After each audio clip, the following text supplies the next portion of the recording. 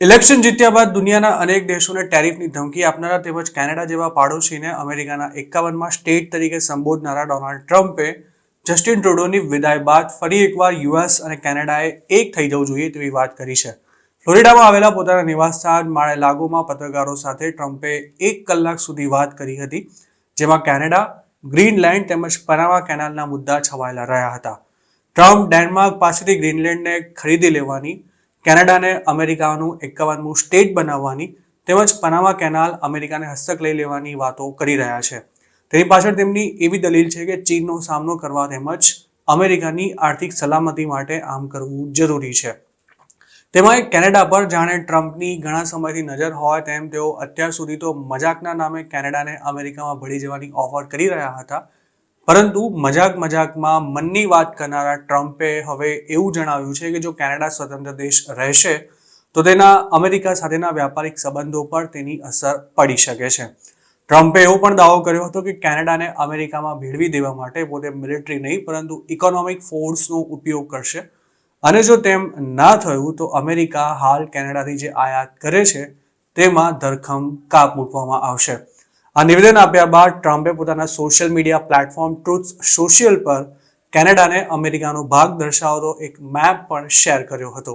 Justin ટ્રુડોએ રાજીનામું આપવાની જાહેરાત કરી ત્યારે તેમણે એવો દાવો કર્યો હતો કે કેનેડા અમેરિકાનું 51મું સ્ટેટ બને તેવી કોઈ જ શક્યતા નથી, પરંતુ હવે ટ્રમ્પ એવું કહી રહ્યા છે કે જો કેનેડા અને અમેરિકા સાથે આવી જાય તો વાત કંઈક અલગ જ હશે.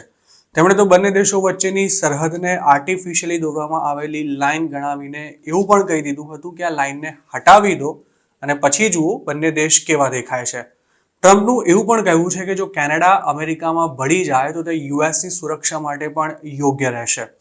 હાલ કેનેડા સૌથી વધુ નિકાસ અમેરિકાને કરે છે, પરંતુ ટ્રમ્પનો એવો દાવો છે કે કેનેડાને પ્રોટેક્ટ કરવા તેમજ તેની સંભાળ રાખવા માટે અમેરિકા બિલિયન્સ ઓફ ડોલર્સનો ખર્ચો કરે છે. ટ્રમ્પે એવી પણ સ્પષ્ટતા કરી હતી કે અમેરિકાને કેનેડા પર દાવો કરવાનો કોઈ હક નથી, પરંતુ કેનેડાએ અમેરિકા તરફથી મળતી મદદને ધ્યાનમાં રાખીને સામે ચાલીને જ અમેરિકાના 51માં સ્ટેટ બની જવું જોઈએ. ટ્રમ્પ અને જસ્ટિન ટ્રુડો વચ્ચે નવેમ્બર 2024માં ફ્લોરિડામાં મુલાકાત થઈ હતી. તે વખતે ટ્રમ્પે ટ્રુડોને એવી ધમકી આપી હતી કે જો કેનેડાએ પોતાની બોર્ડર પરથી ઘુસાડવામાં આવતા ડ્રગ્સ અને ઇલીગલ ઇમિગ્રન્ટ્સને બંધ ન કરાવ્યા તો તેને 25% ટેરિફ માટે તૈયાર રહેવું પડશે. ટ્રમ્પની આ ધમકીનો જસ્ટિન ટ્રુડોએ એવો જવાબ આપ્યો હતો કે જો અમેરિકા આટલો જંગી ટેરિફ નાખશે તો કેનેડાને મોટું આર્થિક નુકસાન થશે અને સરકાર માટે સ્થિતિ સંભાળવી મુશ્કેલ બની જશે. જોકે તે વખતે ટ્રુડોને ટોણો મારતા ટ્રમ્પે એવું સંભળાવ્યું હતું કે જો કેનેડાની સ્થિતિ સંભાળી શકાય તેમ ન હોય તો તેણે અમેરિકાના 51માં સ્ટેટ બની જવું જોઈએ. તે વખતે ટ્રમ્પના મોઢે આ વાત સાંભળીને જસ્ટિન ટ્રુડોનું મોઢું પડી ગયું હતું અને તેઓ ટ્રમ્પને કંઈ કહ્યા વિના જ કેનેડા પાછા આવી ગયા હતા. આ મામલે ટ્રુડોના વલણની ખાસી ટીકા થઈ હતી, પરંતુ તે વખતે ટ્રુડો સાથે ટ્રમ્પને મળવા ગયેલા એક કેનેડિયન મંત્રીએ ટ્રમ્પ મજાકના મૂડમાં હતા તેવું કહીને મામલો શાંત પાડવા માટે પ્રયાસ કર્યો હતો.